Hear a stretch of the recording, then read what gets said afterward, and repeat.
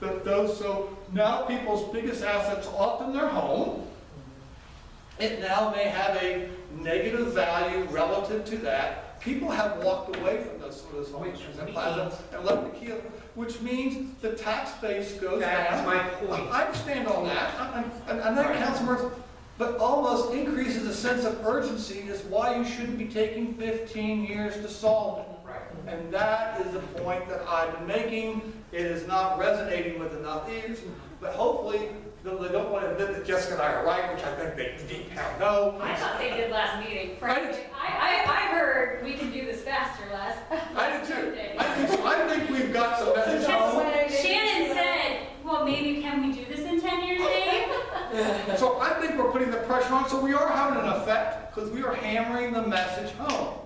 But in the end, that flood payment is only going to go up, and it's going to materially re-baseline those property tax assessed values. That was right. And it's happening in Chicks Beach. Right. It's not just there. There's places that don't flood, that are over at Chicks Beach, that have high, those things payments. So it's going to redefine property value growth as people look at the cost. And then if you were an economist or a capitalist, you would say, you know, the marketplace is having its effect. Because you're letting the real price of that product be reflected, which is why I thought City View 2, they want to, that they can't compete in the marketplace, that shouldn't happen. Right. And I guess in economics, they call that zombie development. If not for a subsidy, they wouldn't be alive, so that's a zombie development.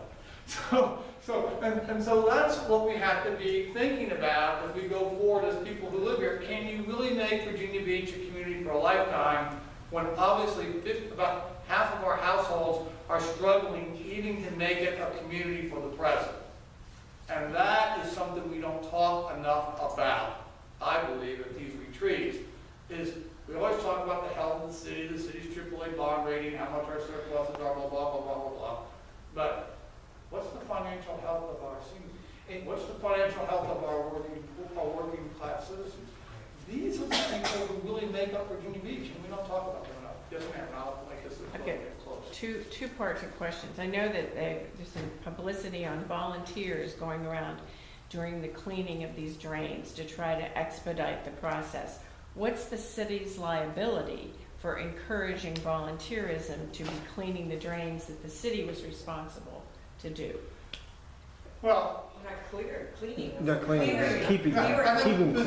think what they're referring to, like in my neighborhood, you'll see a bunch of, they're not going down and lifting up that iron thing and taking the stuff out of the catch basin, because I don't know how they're designed. We're not talking about that. Well, that's what I did. Well, you looked up that big iron thing? Yeah, I went and got some levers and I got my neighbor. Anyway, that's not, we're talking about when people go by, like a lot of Lee's and the thing, and they see a milk carton slams in there, something like that, and you're getting at the inlet. That's what we're referring to. In our neighborhood, people have the Save the Bay little decals on it. That's what people decide not to blow their grass, you know, and clean up the curb and recover their trash can, all that TDL thing, which is one of the reasons why we were going back to more street sweeping, was to help us meet our consent decree and reduce our cost for other things by doing that. That's cheaper than trying to build more drainage retention basins to capture suspended solids. So no, I don't see a liability in that regard. No. And if someone were to do that other thing that we just talked about, that's an assumed risk because we haven't asked people to go and do that. And I do think that's little things make a difference. And just as on top, little things over time. Matter of fact, in my yard, my driveway, my house is 30-something years old. When my house was built, I'm sure the driveway and the yard were about the same. Well, now after 60 pine trees and all this stuff over years, now the driveways, and here's this. Well, that's 30 years. Think about 30 years of sweeping up all that stuff out of the street, what that means, what's not in that Lynn Haven River or not in a catch basin. 1,000 people doing a little thing adds up, and just To bring the point, what was in there was bottles and plastic and stuff. And I was able to just get all that out and get it out. Now the drain is completely clear. Just saying. All right, my other question was about Bobby's position for the moratorium on public-private partnerships. I know that you were reserving your opinion. are you still in reservation, or have you? What I said is I didn't know he was bringing it forward, and I reserved my judgment so I could have time to collect my thoughts, because I really do like to think about something before I opine on it in a public way. I will support Bobby's initiative, only because I think the public discussion more than merits, if it happens, because I think people need to understand the difference between public-private partnerships and public subsidies of private development. That is not the same. If you told me that we were going to go out, and I don't care if you're located at Town Center or at Centerville Shopping Center or anywhere, or the people who redid Haygood Shopping Center, or the people who did on their own, that turned the Kmart into the Kroger Super Center, whatever, and I don't care what you did, or you opened up a tattoo parlor, whatever the business was, everybody could get the same incentive. It's just there. You're going to create a job. I don't care where you create a job, or if you remodel your home or whatever, anything, that you can get this. Because then it's like child tax. Every kid you can have the same. That, you could call that's a public-private, the fiscal tax thing to encourage job creation. But not just here, not just if you're the right business. It's everyone. We're not picking who the winners and losers. We're leaving it to the energy of individuals to decide what that is. I'm for that. But if it's now, oh, well, if you're Amanda Huffler, or if you're Bruce Thompson, and you're in certain places, but you can't be the Hyatt of Bruce Smith, that doesn't qualify, but the hotel for the people at City View does, you can get money back, you can get EDIP funds, well, to me, that is not, in fact, studies show that kind of incentives, which are called tend to slow economic growth, because people who realize they're not connected don't look at your community as a place to do business because they can't compete. It's not a level playing field. And that's what I think. We need level playing field private development incentives. We need level playing field people. I can live in the Vibe district and get a partial real estate tax for redeveloping my property, but you can't get one on your home. Why are they so special? Because they're at the ocean. Well, why is that?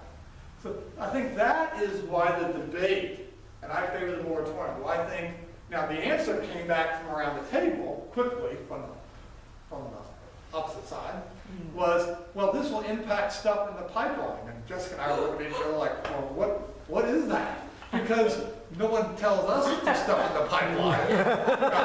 Oh, yeah? Oh, yeah? Yes? And when the topic came up, you could tell at City View too, if you watch Barbara Henley, Yes. that certainly that those types of incentives, though she did vote for it ultimately, the way that was handled and became public, that she was not happy with the fact that she was never, the first time we heard that is when we were going to be voting on it. And and why that package of all these giveaways. So I think that's why I'm in favor of the moratorium. If you were counting noses around the table, I didn't see where that was getting much traction, but I applaud Bobby because it will be discussed, and now there'll be a discussion about it. And of course the answer is, well, every city is doing it. That reminds me when I was a kid and saying, well, everybody gets to stay up late. Yes. Well, no place has more tips than Chicago for a density. I wouldn't call Chicago exactly the most financially healthy place. So my only point is, I think we need level playing field incentives. We need to be thinking about homeowners and residents as part of that equation, in my opinion, so they can recapitalize their homes as well. Because we got old housing stock, and it's not competing well in the global people. I can tell you where I live, where I work. Most of the young professionals and more senior professionals, you can guess where probably 8 out of 10 live. Starts with a C, and the other ones are in Suffolk or Isle of Wight. We are picking up very few of that because the housing that they would like to have in Virginia Beach is too expensive or on too small a lot. Imagine that. Or it's in a place where, given the price and given the housing stock that it is, it's not what they're looking for, and they're gone. and they can still get that public school choice of Chesapeake, so they look at the two and they make that choice. So that is a changing demographic in the city, and I think all it's good, bad, or different, but it's something we have to recognize. So that gets it on. I think I have one more question. If there is one. Yes. I had a couple of things. One, could the people go around and cutting grasses and things, could you find people who are blowing the grass clippings into the gutters? Well, I suspect the answer probably might be yes, but I think we have to ask ourselves, do we really, obviously a private citizen couldn't do that, obviously. Yeah. So do you really want to bear the cost of the expense of having people going out doing that? I think the answer is no. I think it's almost like, you got to think of this like smoking campaigns. The best campaign to get the best results, the best, lowest cost, is educating people about that and going using social media things to get people not to do it. And I think that's what we really want in most of the cases. You know, often people think, oh, why can't government make people do this and do that? All that stuff comes at a cost of compliance. Generally speaking, I always said, if you ask government to do something, you can be assured of a couple of things. One, it will cost at least twice as much as you thought, take twice as long as it should, and be 1/4 of effective as you hope it would be. So you've got to be really careful when you ask government to do versus what we as citizens decide we should be doing for ourselves. So could we educate the sheriffs? Yes.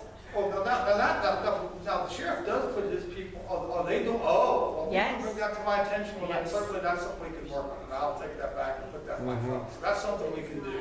Yeah. But I'll never forget, and I'll close with this story, I was on council the first time in Kensville, right? I lived in Dade, but that was Kensville Borough at the time. She lived in Kensville Lakes. My wife can remember the story, it was pretty funny. So she called up and she's complaining that the guy behind her was walking around in his home with no clothes on. And I remember that. it was really, offensive, blah, blah, blah. So I listened to her for a few minutes and I said, well, ma'am, I suspect he probably doesn't know that people can see him. I said, have you thought about just going around, maybe just leaving a little note? I can tell she's an older woman and probably wouldn't want to reply. I said, just leaving a note on his door, so I'm sure that if he knew. And she said, no. And then, I don't know what made me ask this question. I says, well, ma'am, is it like when you're sitting in your living room? Or she says, no, it's when I'm standing at the kitchen sink and lean up and look out my window. I can see him. And I think, okay, look, I didn't chuckle, I restrained myself. But my point, it gets to the point of, sometimes people don't know a behavior that they're doing offends people or doesn't match what they should be doing, but if you brought it to their attention, they probably would correct it. In this case, she didn't feel she could do that, so I actually asked someone from the city, actually went by there, and they just let me know. So, to your point, I have a big candles grass that grows out over the sidewalk. And one day, I never thought about it. One day, a lady in my neighborhood said, I can't get by there. Would you go? Sure. And I went out, cut the thing, and trimmed it up. It just didn't occur to me because I don't walk. Virginia Beach, like I said, I like to close with this. Virginia Beach, if you travel around the country, I've had the benefit from my other employment to do that, and many of you probably have too. Virginia Beach is, and this is the mayor is on point, Virginia Beach really is a very great community. I mean, you really have to go to a lot of places to see the cleanliness of our community as a whole. The volunteerism is tremendous. Parks, those things. But what's I think now important is to make sure that all of our citizens really have an opportunity to enjoy all the things that they pay for.